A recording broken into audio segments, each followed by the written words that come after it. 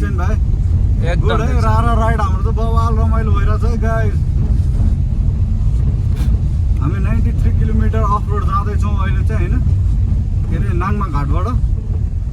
अनि गुरुजी गाडी चलाउँदा नि कस्तो ह्यान्डसम भएर चलाएको क्या पेल्दै